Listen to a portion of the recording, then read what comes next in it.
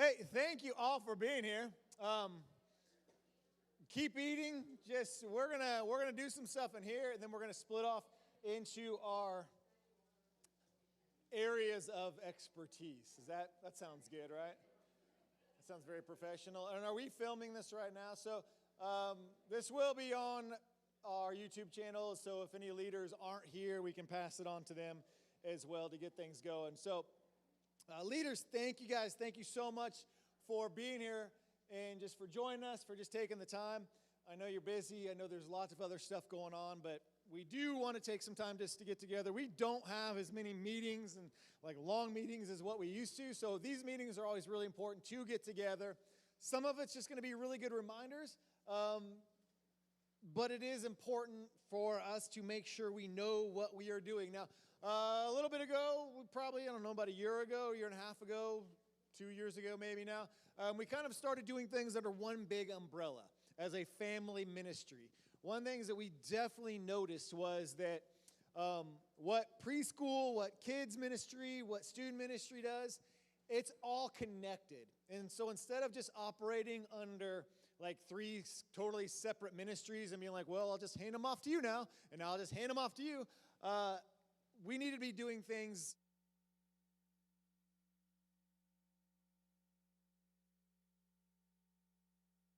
Oh, it died there? Okay. So that is kind of why we formed this, just an umbrella of a family ministry. It's why we switched all of our curriculum to all kind of be on the same page, and while we flow together, our phases, we just see how it's so important as from your preschool ministries, those phases just grow right into the kids ministries, and what kids ministry does goes right into the phases of what student ministry does. And we want to have kind of the same goal. The same goal for preschoolers should be the same goal for a senior. A preschool ministry, their goal should not just be to we just want to get them through the next 4 years. That's my goal for the kid. They go to kindergarten. That's not your goal. And so we kind of sat down and said, what are we about? What are we doing here? And so we've come up with this, and you've seen it on other stuff, or maybe it's said different words, and hopefully I say it the same way Anna says it. But we all kind of have the same thing, is just seeing students graduate. Now, when you think about this, all right, preschool, kids ministry, your goal is the same: to see student graduate with a personal faith. It's authentic. It transforms how they love Christ and how they love others. So if you are sitting there with a 3-year-old, your goal is for that 3-year-old to someday graduate with a personal and authentic faith. That they are not just coming to church because their parents come.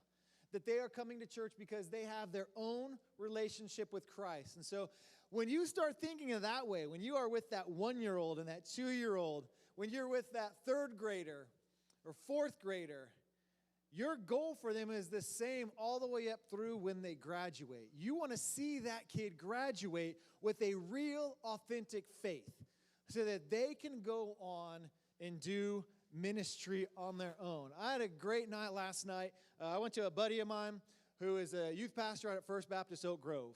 And it was such a cool experience because his wife was a girl that started coming to our church when she was in, 7th grade, 8th grade?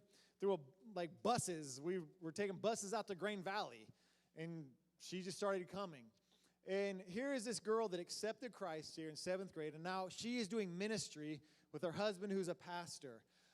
This, for Refuel Weekend, we are teaming up with a kid that went through ministry here, through kids ministry. Brett Kirk was in classes in 2nd grade and 3rd grade. He came through our senior high. He graduated here with an authentic faith. He is now a youth pastor at a church out in Lenexa, and he's going to be bringing his student ministry here. This is a kid that went through the arms and held by preschool teachers and taught in our kids ministry, went through our student ministry. That is our goal, is to see them go on and do ministry. And so when you start thinking of it that way, we got to think, how are we doing this? Why are we doing it this way? Because what you're doing matters. What you're doing matters. And so how can we make sure that that kid is graduating with the personal faith when you are working with them when they're 3 or 4? And so that kind of began to change the question of what we're doing. There is often, and if you grew up in student ministry, if you went to a youth ministry, you might have seen this happen within your own friends. There is this thing that happens when they get to be juniors and seniors. There is this disconnect. And they start to pull away from the church often at times. And so one thing that, and it doesn't matter what church I've been at, it was always the same thing. And it's always kind of really got in my head, how do we change this? Now, we'll start to see, and there's lots of different things that can attribute to this, all right? They become more active in different activities. They become busier. They get jobs. Doesn't always mean they're just completely falling away from the church or having nothing to do with their faith. There's lots of different things that can take place in this. But there was something that I started seeing. So originally we were like, all right, we have them. They're juniors and seniors. They're falling off. What do? Let's make our programs bigger. Let's get them something more exciting because we're not pulling them in.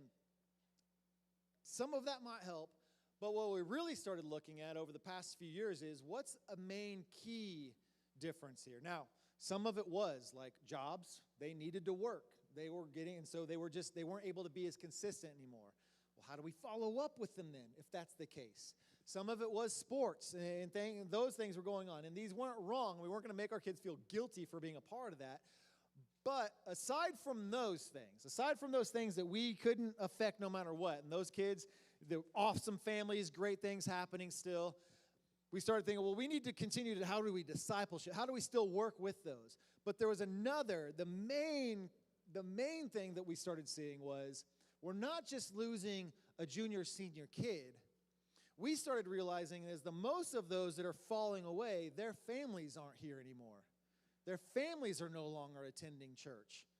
Aside from those other kids that can't control some of their other circumstances and other things that are going on, a big chunk that we were losing was that, well, their parents aren't here.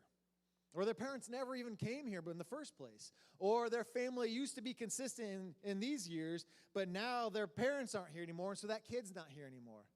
And so that started changing this idea of what do we do different then? And so that is why we're doing this family ministry. That is why we started realizing that we have to partner with families. We have to partner with people's parents. We have to come alongside them, and it's no longer, you can't just say, well, I'll just take care of the kid, and then we'll get to be a teenager, and I'll just try to pour as much as we can into a teenager's life and hope that everything goes well. There is a huge connection with when you are walking alongside a family, when that family's connected, when that family is connected with your ministry, when they understand what you're doing, when they understand how important a preschool ministry is, they're going to this is a great place for my kid because they're loved and they're cared for, and I know the leaders there and I trust them. That's going to be great. When they're involved in kids ministry, when they know their kids' small group leader, when they know who and what's going on, when they feel like they're connected, they feel like they're a part of something. And so they're going to want to stick with it. When they know that their leader is caring for their kid and they know that leader cares for their family, they're going to want to stay with it. When they go into students and the parents know, hey, these leaders love my kid, but I also know that that's a place that I can go to if I need help as a parent. Well, then they're more connected, and churches that connect better with families see less of a drop-off, less of those things that you can't always control. But if the parents are still coming, we still have the students around. When the parents are connected into the church, connected in the ministry. Now, it's not 100%. There's always going to be other factors and other outline, but that is the big thing. And so that's why we understand, our goal is to see that kid graduate with that personal faith. It's authentic, transforms how they love Christ and how they love others. But in order to do that, we not only just have to provide something really great for that kid, but we also want to come alongside that family. And so that is where your role as a leader is so important. It's so huge. And honestly, it's probably being asked more upon you. If you've been doing ministry for a long time, it's probably relying more on our leaders than ever before. Because you can't ask just 3 people to handle everything. That's why you're here. We put I don't want to like step on anything. I also don't want to put down what I do. We almost put too much emphasis in that 9 inches of a stage here. Like, well, that's for them because look, he stands up here. It's impossible. You're not going to be able to come alongside every kid, every child, every teenager by relying on 3 or 4 people that have a salary. I mean, we want to do our very best, and we want to provide the best we can, but it will always fall on our leaders. Every person that meant so much to me in my life was a leader. I loved my youth pastors. They were great, and they were good for the big stuff, but the people I did life with were my small group leaders. Those are the people they will remember. It is what you all do. Even more so is a parent. Other people are going to be far more likely to come when they are connected to another leader, and they know that leader sees my kid, talks to my kid, leads my kid's small group. They will be far more likely to share with you than they are to someone else. When they're connected, that's the difference. When they're connected, how we show we love our kids, how we show that we care for the parents, that's going to be a big focus of what we are doing, because what you do matters so much. You cannot think of yourself as, well, I do this on Sunday morning for an hour. You can't. I hope I don't make anybody mad, but if that's how you view yourself and you're like, I just want a place to serve for 45 minutes, there are so many other great places for you to serve in church than kids ministry, preschool ministry, and student ministry. It's okay if you're like, I'm only doing 45 minutes. I don't want to do anything else. I'm just going to watch a kid for that hour. It's all right if you feel like there's another place to serve. Now, Anna may get mad at me for saying that. I don't think she would. Be like, I'm not firing anybody, but your role matters. Don't walk away from ministry today, all right? But what you do matters so much. It matters so much. I love this family because I know this family loved my kids. I know Rita would not even let me check out my own child if I didn't have my sticker. Here's the thing, though. When I was going through stuff in life, and life was tough, and I was just like, I just want people to love my kids because I was so scared of what was going on in my kid's life, I loved that I had a parent that was looking out for my kid. That I knew when my child's here for that hour, they are safe and they are loved. And I also knew I was going to get a phone call from Rita, or maybe a postcard would go to my kid, and it meant a lot. That little bit meant so much. Those things matter. And so what you do matters. For our older people, some of our small group leaders, I've got parents that are like, thank you. That leader allowed my kid to FaceTime in or connect in their small group because they were from COVID exposure or something. And I get these parents like, thank you for doing that, because they went that extra step to let their parents know, hey, if your kid's ever at home, here's our Zoom meeting. It'll always be this, or here's my cell phone number. Those things matter. So please understand that. So that is our big focus on right now. We all know over this past year the importance of relationships. We have seen families step away from the church. We had to shut down our doors for, I don't even remember how long. And it was weird and it was tough. And the one thing we realized at that point is the connection with their small group leader is way more valuable and important than we probably ever realized as a church. Because that's going to be what these kids come in and stare at a Zoom screen for 30 minutes, is the connection with their small group leader, is their connection with those leaders. That's why they're going to do that. Not just to watch us for 20 minutes, but they're going to be connected to that leader. And those relationships that are being built there, that's what carried them through that whole time. And so I think there was even a more emphasized focus on this. This has to be what it's about. Because when the families knew and the kids knew that these people care about me, it took a lot of shine away from the stage, if we're honest, and realized church is this here. It is the relationships with small group leaders, with families, with parents, knowing I have people that I can trust, people that have my back, people that are there for me, that are there for my kid. And so all the things we're going to be doing. We're going to be talking about contacts and relationship building and the tools that we have and the resources we have and how we can continue those conversations of what your students are doing here on a Sunday morning or Wednesday night. How are they carrying them on at home? We've all seen all the videos, and you guys all know, and if you're on the Parent Q app, you see, like, this is how long a kid has at church. This is how long they have at home. This is how many weeks they have left, and we know that. We want to really focus on that and say, all right, what do we do then? What can you do in your small group to find out and say, all right, I have 3 parents using the Parent Q app. I have 9 kids in my small group. How can I make sure 6 parents are on that Parent Q app and leading their kid through something this week? Hey, how can I make sure that sheet of paper that goes into that parent's hand when I hand them 30 different crafts and wet glue and marker, and I'm like, this isn't even dry yet. How can I make sure that Parent Q sheet that you have, how can you make sure, hey, this, you got to make sure you go through this? How do we follow up with that? And it's going to look different in your areas, and it'll look different in our areas, all right?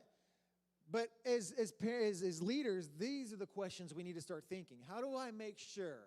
How can I reach out to that parent and see how are they doing without it feeling overwhelming? You might have that roster, and you're like, there is 60 kids on here because that kid came one time when they were 3 months old, and Baptist churches hate taking people off their rosters. I'll be honest, because we like that giant stack. Look at how many people in our church. Nope. All right, but we got to edit that part out. But how do we make it feel like I can do that? And so you're going to be talking about 3, 2, 1 in your groups. How can I contact 3 kids? How can I reach out to 2 families? How can I have 1 real conversation a week? That's doable. How can I make sure, hey, is that one parent, man, this kid brought something up that's going on in a struggle at home? How can I reach out to that parent without making it uncomfortable or awkward? How can I at least let them know we're here for them? We need to have those conversations that go beyond these walls. When we partner together and when we partner with the homes and the families, that's how we can start to see that goal become even healthier than what it already is. To see these students graduate, to see them leave with a real faith, to see them continue on in ministry. And those are the things that's going to matter. How do we encourage them to reach out? How do we encourage them to invite? Like, what can we do to make sure those conversations carry on? And so, in your small groups, you're going to be talking about that a little bit more in depth because I don't want to waste a ton of time because, honestly, how that looks with teenagers is going to be way different than what it looks like for you guys. You guys have more access to parents than teenagers do because they have to come to you to check them out. They don't come down here. They don't even like going down those stairs. They look at it and go, is my kid down there? Tell me, don't meet me in the car. All right, they don't do that anywhere else. You guys have access. So how it looks for you guys is a lot different than it looks for us. But on the flip side, like we also get a little bit different of that discipleship relationship with the kid than what other ministries look like. And so it's kind of this, it's a different circle, but we all have that same goal, partnering with the families, getting them to see the resources we have, but doing more than just putting it in their hand. How can we help them? How can we walk alongside them? And how can we do that in a very manageable way? And that's what we're going to be looking at today when you guys break off into your groups. And so, am I missing anything? We're good? Okay. Don't quit a ministry today. Let me just reemphasize that. And Baptist churches are great. We love our rosters, and they're amazing. I'm going to pray, and then I'll let everybody know where we're going to split off to. God, thank you for this morning. Thank you for our leaders that are here, for our leaders that are going to be watching this online later on throughout the week. God, I thank you that it is not all about 1 or 2 people. God, that it takes a church to come alongside a church. I mean, we do this together. And these lives mean something, and our leaders, oh, God, I pray they can walk away just realizing the backbone, they're what it's all about. The conversations with those kids, it's all through them. And so let us learn something today. I pray everybody here can walk away. We might feel a little overwhelmed, but knowing, hey, I can do that. And also, not only that I can do it, but God, that we understand the why. Like, this matters. And I'm going to make this my goal. Amen. All right. Where are you taking yours, Jess? All right. Special people room will be for all the creepy crawlers. She always calls them crawlers. And there used to be this toy called creepy crawlers. Those are the things you threw up against the wall and they would flop down. So crawlers. Preschool will go with Jessica up to the special people. You are going to studio with the kids ministry. And you all, student ministry, you just stay right here with us. So you can kind of scoot in once they come. Thank you guys for all being a part. And student leaders will jump into things right here.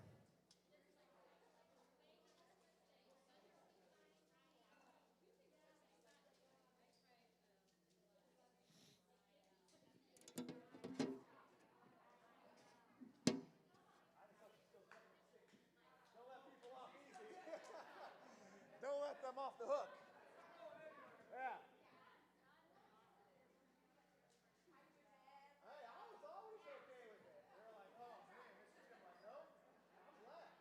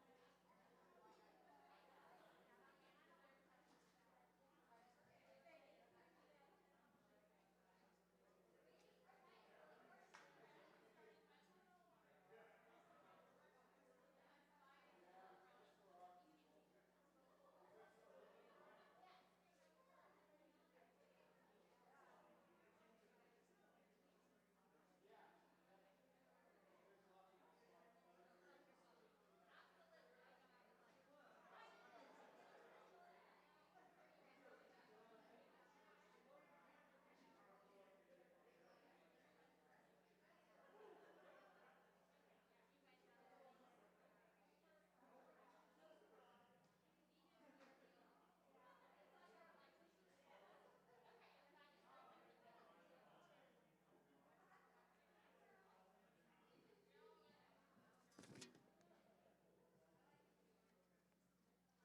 Okay. Can you guys help me out with that?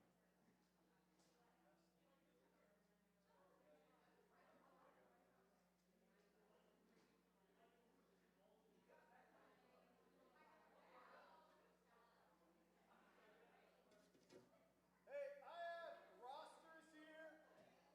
I need everybody to come get one of these. And Blake is going to hand out our guy rosters. So you come up and get one. Now there's only one roster for each group, so you might want to sit kind of around the people that you are in a group with.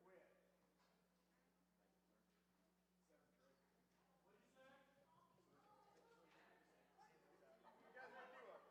Hey, oh, sorry, I wasn't even thinking when I asked Karen to print them off. I just said print one roster off for each grade level. So we can get more.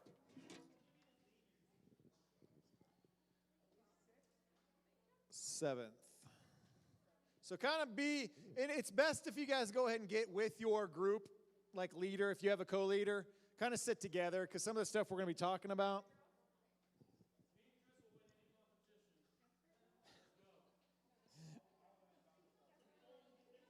All right. Sixth grade guys is mine. 10th grade guys is who? We'll bring it to you. No need. Oh. Fine, that counts.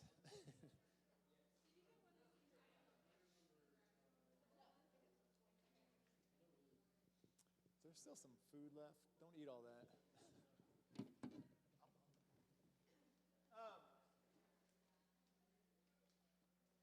I made the promise by 1:15, so I feel like we might make it. I shouldn't say that because everybody knows I can easily kill a half hour up here.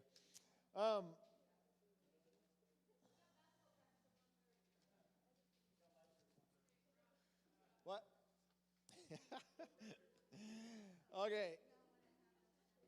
1 second here. So,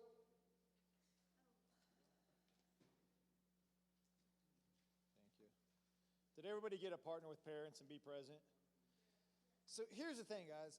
I just want to focus on two things. I want to keep it very simple, very easy. At our last leaders meeting we had just a couple weeks ago, for those of you that were here, mid-school leaders, and were you here? No, you weren't. There was one person because they were like, was this just a mid-school leader? Was you? I was like, no, high school was supposed to be here. Not to throw high school leaders under the bus or anything. But, Kelly, thank you for being here. She represented high school at our last meeting. Do what? You were here. Yeah.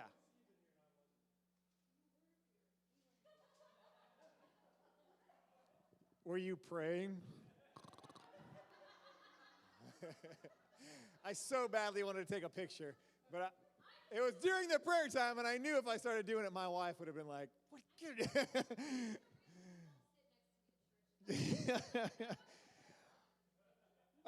Okay, hey, I want you to look at two things here. This is all of our goal for student ministry is just going to be focused on these two things. And so we have to start thinking, how do we make this the best that we can? We know, and you guys have been around for a while now too, the whole senior thing, by the time they're juniors and seniors, that is not obviously like across the board always the truth. We know sometimes there's going to come up. But we also know if we look at families by the time they're junior seniors, we know we no longer have connection with the parent. The parent's not here. Again, it's not always the connection. There's some things you just can't help. But how do we partner with the kid? How do we partner with the parent? Those are the two things I want us to think about at all.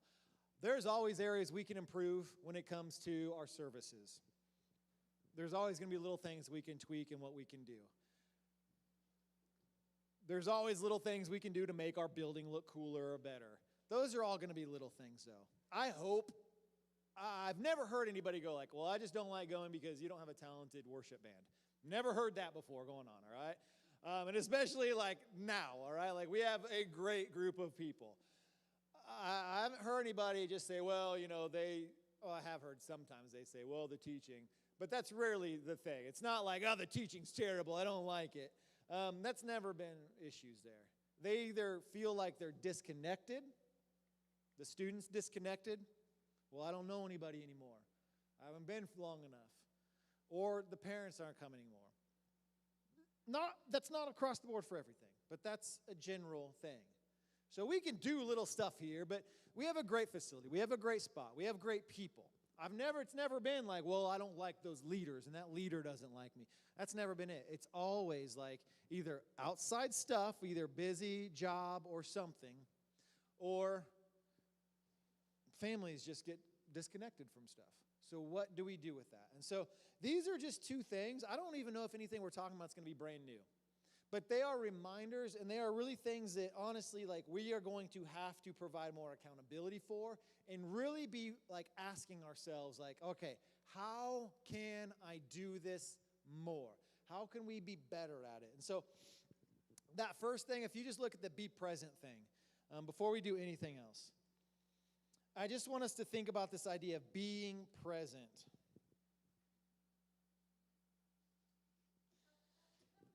The Jets want to make sure we know that they were at the last meeting too. I don't think they were, though. Were they? At the last one in February? I'm not going to argue with you, Robin, because I don't want you texting me. So I'm going to say you were there. Yeah.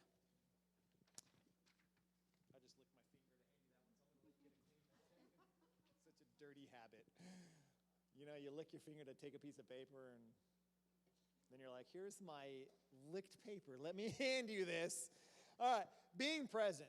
How do we, it's the little things, Kelsey. Find like being around at things. How do we make sure that we are present in the lives of our students? Because that's really like a big part. And I think for the most part, we do a pretty good job when it comes to what we do here. Just having an adult that's there, but not only having an adult that shows up, but how are we an adult that they know, like, all right, you're going to be here for a while. You know, in student ministry, I always say, like, hey, sit in for a while. Some people get frustrated with me, and I do defend this. They're like, it takes you way too long to get a leader really, truly plugged into student ministry. And I don't like it. Like, I came down, and I do have this conversation. I have this conversation with my leadership, like people that I have to answer to. Like, that we take a lot longer to get people plugged into, like, leading their own groups and doing their own thing. Because we cannot have leaders that just come in, have some fun for a semester, and then kind of slide out because they're like, it really wasn't what I was thinking. I never want people to be perfect. I just want people to be consistent, to be a part here. And we've had some leaders that will, and I've done this, where it was like, hey, this is also why we have co-leaders. I'm going to have my co-leader teach more for a while, because as normal people, we're all going to go through seasons. So you have a co-leader, you can say, hey, you're going to teach more, but I'm going to be here, though. Because we can't teach our kids that, like, when things get tough, I'm not here. We want to be a part of things. And so I do take longer to really get, like, here's your leader. Here's who you're plugged in now. Here's who you're with. Because it matters that we are there and that we are going to be present. We are going to be changing some things, and we don't exactly know how it looks like, and there's not going to be a dead rule on it. But I'm really starting just having those conversations more of, if you are leading a group as a freshman and you're connecting with them, that you're going to continue to move on with that group through graduation. We've tried some things differently, and there was some good stuff. But I think the way we have coaches and how we have leadership different, a group can go with their senior still learn some of those good things that we were teaching seniors before. But I think there's something to say moving on with that kid as long as the connection is going well there. Sometimes you're going to have a leader you're just not clicking with that group, all right? And that's okay. We'll find a different spot. But we're going to be changing some of that, because the more I'm looking at this stuff and the more I'm seeing those things, it's unfair to our leaders to say, hey, get a good connection with this kid this year, partner with the parents, and then hand them off to somebody else and start the whole thing over. Now, before anybody's like, I don't know, like, what is that going to look like? Don't freak out yet. I don't know what that's fully going to look like. I don't know if that means you go with them just through mid-school or if you go with them all the way. And if you might not want to do, like, change all the way up, you might be like, I don't like my group right now. Please don't do that. I understand that too. Guys, they're not your children. You can have favorites, all right? Like, let's be honest, all right? You can have favorites, all right? I love those guys, and they know it. And, yeah, you know, like, they're not, like, there was other kids in their class. Y'all know who my favorites were, though, all right? So it's okay to have that. But there's also going to be groups where you're saying, hey, someone else needs to take these guys, all right? So I don't know what that's going to look like, but it will be different. And I do want you guys to know you're going to have that freedom, because I think it's super important that if you two are in the same group, right, Kelly and Chris? If they're partnering with parents and coming alongside parents, it's going to be important for the parents to know, not only for this year, but as they go next year, that, hey, I can still talk to those leaders about what's going on in my kid's life. That's going to be something important. And so it's not going to be a dead set rule that you have to. I'm also not saying you're going to sign a 6-year commitment. 7 years? 6 years. 7. Thank you. Now, I don't know what that looks like for everybody, and things change. But I do want you to understand, like, hey, there is some importance to this, to being present, to connecting with them, to have that community with them. If you look down at that last thing about showing up, all right, being predictable. I think you guys are really good with, like, you're here. It's pretty rare that I'm like, okay, is this leader going to be here or is they not going to be here? I don't know. All right. And then you're like, oh, well, I guess they're not going to be here this morning. I mean, our leaders are solid with that. Showing up mentally. I think, we know what we're doing. We're here. But then I love, like, the showing up randomly part is, like, a good thing. Like, finding random areas just to be a part of their life. Some of you are way better at this, whether it's social media, whether you just show up at their events, whether you're just following up with things. That's going to be important. It's really hard right now, and it's almost impossible, like with schools and stuff right now, to do that. But as things open back up more, that's going to be great. If a kid has a school play, show up at it. If there is a game or something that they have, and we want to be better at this. If you got a kid that's in a baseball team or something, just find out one game. One game, talk to the parents. Hey, I know, so-and-so plays baseball. We're going to come out there and just watch them for a little bit.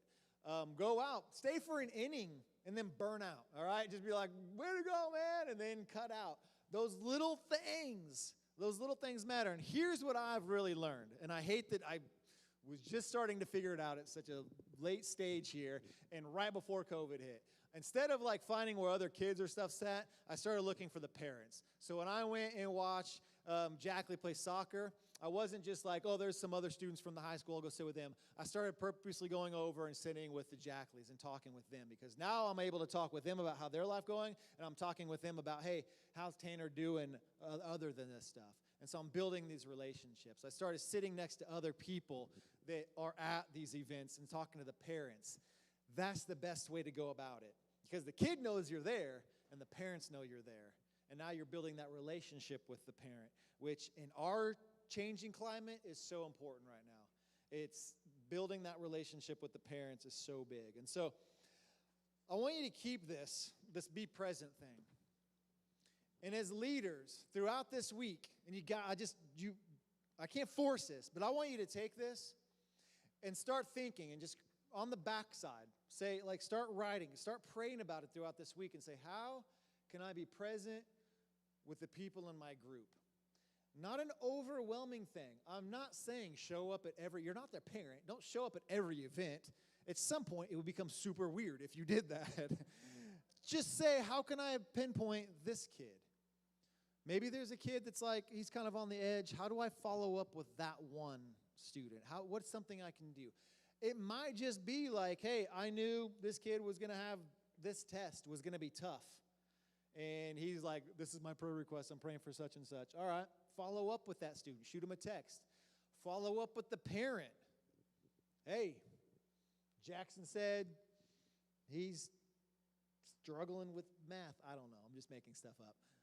He had a big math test. Hey, how'd that go? And so instead of just asking Jackson, because I have a sixth grader, and I don't like just texting sixth grade boys.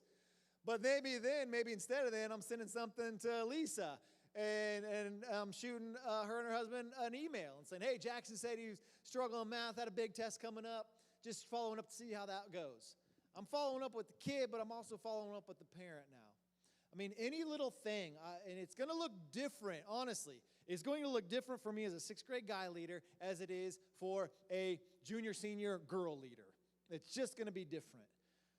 You have to start thinking, how am I showing that I'm present? As things start to open up and the weather gets a little bit warmer, how are we providing ways that are outside of the church? And this is going to be something that I want everybody to think of, like, what is one thing that I can do with my kids outside of the church? What is an easy thing to do? We used to say, hey, try to do this. Leaders, I'm saying we have to do this stuff, though. We have to. What is something easy that we can be a part of, that we can do? Team up with another leader. I wasn't going to take sixth grade boys to the main event by myself. First of all, I don't want to do that. Second of all, it's weird if I did that.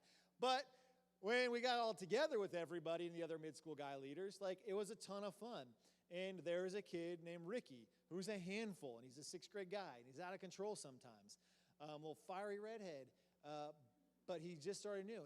And he also was going through a ton of garbage in life, and he's living with his grandparents. And his grandparents are like, hey, it's Ricky's first time here, but they said they were doing this. Can he go? Yes. When he left, he's like, I'm coming back to this church. I can't believe, this was so cool. And Ricky and his family have been apart ever since then. Those little things outside of church matter. So that's your homework. Start thinking, how can I be present in my students' lives? Whether it's a text, whether it's a postcard, whether it's an activity that I'm going to do with my group, with my co-leader? What can I do? Whether it's another group that we're going to team up with and have some fun. How can I do that? We can't say we can't. I know that, seems backwards there. But we can. There's always a way. There's a way to figure this out. So wait till it gets warmer. Do something outside. Whatever it is, be present in their life, though. Let them know. Now, over to that other thing, partnering with the parents. How do we be present but also partner with the parents? And this is where it takes some work, okay? Those parents have more influence than you will ever have. So how can you have influence with the parents? This is where it does change your role as a small group leader some. How can you have that influence with them? Because we can't ignore what's going on in the family. How do we come alongside this? This is something I have to start changing how we do ministry. I have to start modeling this better. I have to start making sure we have the resources better. This is going to come from the top down because it can't be doing ministry the same way that I've always done it if we want to be better. And so we need to make sure we are using the right resources, all right? That Parent Q app, even if you don't have kids, every single one of you should have that app on your phone. Not just the Lead Small, but the Parent Q app. If you don't, download it because you need to know what you are telling your parents to check out. You need to let them know what that looks like. You're going to have to help them navigate it at times. So if they're like, what's the Parent Q app? You should be able to open up your phone and go, oh, hey, it's really cool. Check this out. Hey, I don't have kids yet, but look at what you can do with it. We need to understand how to use that. So that's homework. If you need to write that down there right now, write down. Learn the Parent Q app. Figure it out, all right? We need to because that's for us, that's our biggest thing. We don't have a ton of handouts and sheets. Kids aren't walking out with that stuff. But you can point the parent to the Parent Q app. That's going to be our big thing. When we can start, so my main goal here, and we're going to be sending out a survey here, it might even be this week, sending out to all of our parents, how many of you are using the resources or tools at least once a week that we offer you, or the Parent Q app, or something, that you're having a devotional? My hope is if we say we have, I don't know, let's say 100, I'm just using a random number, 100 parents in the family ministry say, yes, I'm using the app, I'm using the resources you guys give me, I'm having a devotional with my kid at least one time, or I'm talking to my kid one time. My goal is to say, all right, then that number here over the next 5 or 6 months needs to go to 120. Let's say 20%. It's not a huge number, but if that can happen, how's that going to happen? It's going to happen because Maddie has reached out to a parent, and a parent's like, oh, I don't do anything with my kid. Hey, let me show you the Parent Q app. It's so easy for high schoolers. It's so easy because high schoolers are tough to talk to. I get that. But, hey, there's a thing in the car. If you're driving with your kid in the car, it's got a drive time. You can just ask them that question. You need to check it out. And so if that number jumps and all of a sudden we have 2 more freshman girl parents saying, yes, I use that now, then it's because a leader has made that connection with them. We need to see these things taking place. It sounds like, well, that's not a big deal. If 20 more families are having some sort of devotion, some sort of anything outside of the church, any sort of conversation with a kid, that's a big deal. Because we want to see those things grow. So we need to learn how to connect with those families. For you older students, or do you have older kids or whatever, or even if not, there's some people that have said, hey, I belong to this little chat thing on Facebook, and one of them said, I took my group and I sent out an invite to all the moms it was like a 10th grade girl group, freshman girl group or something. They said, I sent out an invite for all freshman girl moms to meet me at this coffee shop, and we were going to be talking about, because this orange curriculum's going, it's all dealing with sexual integrity. And I said, hey, how to have this talk with your kids. Meet me for free coffee if you want to be there. And their youth pastor gave them gift cards so she could offer coffee. And she's like, it's the first time. She's like, I had moms I've never met before, but we had 8 moms show up. And so we just sat down. I was like, that's genius. So simple though. 8 moms you had a conversation with. Is that easy? No, it's tough. I don't even know what that would be like if I was like, hey, 9 dads, come sit around. We're going to talk about this. And just a bunch of uncomfortable, awkward guys like, oh, my gosh, my wife told me I had to be here. But, man, that would be really good connection, though. Like, that's simple stuff that I'm like, man, maybe I should do that. What do we got to do? Inviting some of those parents to be a part of some of these things. So when you look at that application, cue the parent. Respect the parent. You know, they're not this, we're really cool because we're in contact with the kids more than you do. And there's not this, we're here and you're there. We have to. One of the easiest things, and it's not on the sheet, but I want you to write this down because it's really apparent to me. And it's got to start from me. Getting done a few minutes early, not letting your group go to 11:45. Rob, that's impossible. You don't give me enough time. It's got to start with me. I know that. Over the past few weeks, I've been trying to get done. Parents are starting to gather at the top of that stairwell now. If you saw, we took out the glass trophy case, and I started kind of building a wall there. It's going to have parent resources that's going to be on that the old trophy case in front of the special people's room.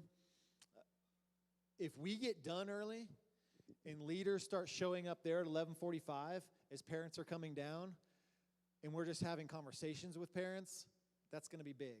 That's an easy little connect. We don't have the same connection with parents as children's and kids ministry does.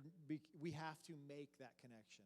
We have to be the ones that go up and start meeting and talking with them. So just little things there.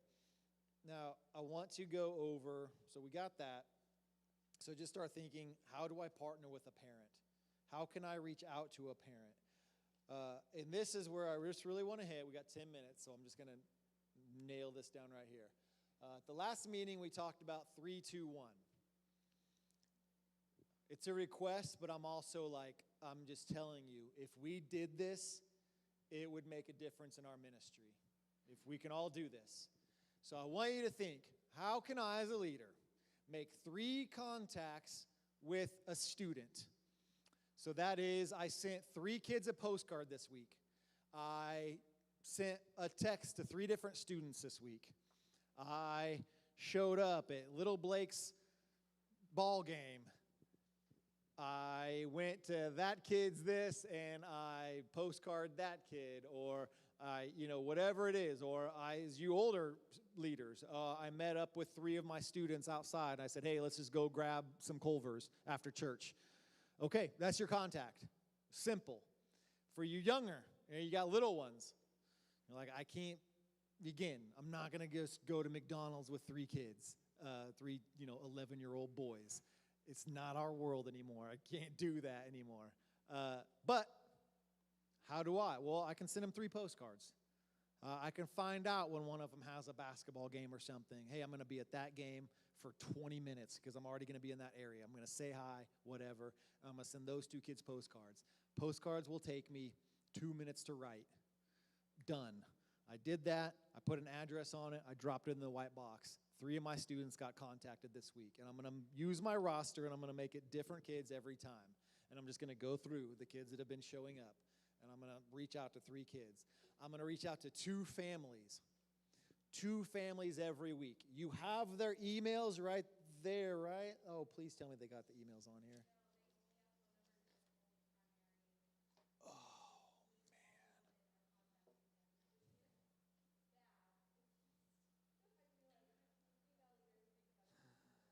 I just grabbed these out of my box upstairs. You will have them. Next Sunday, I promise you, you will have them. Actually, I think I have. So I know I have this on my email. I don't have 6th grade information. So for my group and 6th grade girl group, I don't have yours. I will be sending out something. It's from 2019, though, so just check. So Charlotte, you would look at 7th grade girls. I have that on my computer right now, so I guarantee I can look at that and send that out on my email right now. So you have all of that information. This looks different because we are in a whole new system now, and they were having a real trouble pulling up all the information like they used to. So let me go over that. I'll just continue on. 2 contacts with parents. That's a phone call to a parent, a text message to a parent. If I know one parent, I'm going to text that parent because that's super easy. Make a quick contact. Hey, just let you know, man, your kid was awesome in small group today. Text that parent. Hey, I don't know you that well, so I'm going to send an email. And I email that family. Hey, just want you to know, da-da-da-da-da. Maybe I know them really well, and I'm sitting with them. I sat with their parents and talked with them there. Or, hey, Rob, I went out on a limb, and I just got together with a couple of these parents. You're contacting 2 families a week, all right? A week. And one of my math brains are going to need to use this here in a second because I'm asking a question. 2 families a week. An email. It literally can be an email. Take 45 seconds to email a family because you're going to have the email address and you're just letting them know. Praying for this. Hey, here's what's coming up. Hey, refuel weekends this weekend. Love for your kid to be here. Hey, so-and-so has been at life group. Love this. Hey, just want let you know life groups exist. Whatever it is, you're just making super easy contact to 2 families and trying to have one conversation with a parent at some point throughout the week. Whether that's a phone call or you just purposely are like, I'm going to track, I see them at church, I'm just going to go say hi. I'm going to go talk to them. Make sure they know I'm their kid's leader and just talk to that one parent. Whatever that looks like, you're going to try to have one, some sort of conversation. So, I want you to think about this, okay? We have how many different groups? 12? No, 14. 14 groups, right? Oh, well, yeah, you combine them. Dang it. 12, okay? So there's 12 groups. 3 kids out of every group are getting contacted, so that is 36 a week, right? 36, right? Let's double down. I honestly, at this point, I'm just saying per group. So you can divide it up if that's easier for you, or you can be overachievers and do each. Let's just go with 36, though, to make it easy, okay? 36 students in 1 week have now had some sort of contact letting them know my leader is present in my life. 36 students in 1 week, all right? 4 weeks out of the month, 36 times 4. Come on, Enix. You're supposed to know these things. Do what? 144? 144. In 1 month, 144 students have been contacted, right? 144 students have been contacted just because a leader said, I got 5 minutes. 144, all right? That times 12 is 144 times 12. At some point, one of you should have had your phone out by now. 144 times 12. For real? 1,728 contacts made to students. Now, if we're going with our real roster, that still probably wouldn't even have contacted every kid. You don't have to do that, though, okay? Leaders, just really think about that, though. If all you did was contact 3 students, and you could even split that up with your co-leader. Just pick that half kid that you want to divide up. 1,700 contacts have been made in a year because you took, 3-4 minutes out of your week? When I started doing the number, I just thought, oh my gosh, that's crazy. That means you will be contacting your roster multiple times, being present. All right, 2 families a week is 24, right? 24 times 4, 96. 96 families a month are being contacted. All right, 96 times 12. Anybody? 1,152 families are being contacted. Here's my point with all that. This is not something that I'm just saying, hey, I hope we can do this, guys, so maybe try that. Maybe try 3, 2, 1. This is something saying we have to. If we believe it's important to partner with the parents, if we believe it's important to come alongside with the parents, then this is something we can't overlook. This all came from because Stephanie made a great comment when I was like, hey, just go through your rosters and contact people. And Stephanie's like, there's like 80 people on this roster. It makes you feel like you're a failure. I can't do it, Rob. And I was like, oh, man, like, of course you can't. Don't. How do we make it the easiest thing we can, but make it super easy to remember? 3, 2, 1. 3 kids, 2 families, 1 real conversation. Super easy. That's doable. If there's any leaders in here that are like, I don't got time for that, please let me know, because I just need to see your schedule. We got to cut some stuff out. Because this, I mean, in all realness, leaders, it's doable. I want you to walk away going, okay, I can do that. That's something I can do. That's not overwhelming. It's different, and it's going to take me, it's going to take us some time to really like, okay, I got to remember, but we can do it. And when you see, like, how big that is, I mean, some of your groups, you're just going to be basically contacting that kid every, pretty much once a month, every month, they're going to be getting something saying, okay, I'm not forgotten. Plug me in, like, get me into it. I'm there. So that is why that's going to be so important. And making those parent conversations, hey, here's the resources. Here's what's going on. Hey, did you know about this coming up? Making them feel connected with it. Start talking with them. If you know parents that are like, they should be serving down here, then you just get in their ear all that you can, because you might get their kid instead, all right? Maybe their daughter shows up and starts serving.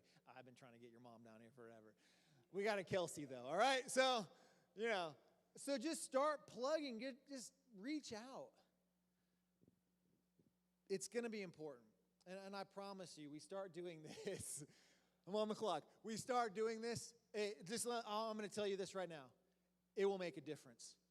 We might not see it this year, but we will start to see it over the next 2 or 3 years. I wholeheartedly believe we will start to see that connection in that junior, senior class. We will lose less kids when we start doing that, and especially if they are doing that in 4th grade and in 5th grade and in 6th grade and in 7th grade and 8th grade. We will be connecting better. It's going to be what it is. Start taking the time to look over what's going on. I'm going to end with this. In high school, I started getting disconnected from church. Stephanie's dad had a great relationship with me. He saw me and he's like, he talked to me a lot different, if you know Stephanie's dad. He's like, hey, dummy, where you been? You haven't come by the house at all forever. You haven't been at church in a few weeks. I don't even care what you're doing. Knock it off. This is not what you're about. I better see you here Sunday. And I was like, all right. I was just tired. I had wrestling tournaments every weekend. Sunday was like one day. I was 17. I could drive, and I was like, fine, I'll be there, because he came alongside. It was that easy of a conversation, but it's because as time spent, I was invested in, their doors were open, and I had that relationship with them. But honestly, I was like, this is kind of nice staying away. I don't have to go to church anymore. But it was just that one conversation. What you guys do matter. I'm 1 minute over, so I'm going to wrap up. Please understand, though, I have told our coaches, and I'm going to tell them more, like, when you are visiting those groups, ask them, did you do 3, 2, 1? We have to have some accountability with it. Andrew and I have a higher challenge that we are doing for ourselves, and there's going to be some accountability for us on that, too. Our numbers are higher than 3, 2, 1 on what we're doing. It was like 25. I was like, I can't do 25. But so just know, like, we have to be doing this stuff. It matters. And our doors are open. This stuff's important. And so I'm going to pray. We'll get out of here. In your small groups, talk to one another. Hey, what do we start doing? Who are you contacting? Hey, what can we do outside of this group? How can we start? What should we plan in the spring? What's it going to look like? Start having that communication. Let's get stuff calendared. Let's have a plan. Just be with people. All right? Let's pray. God, just thank you so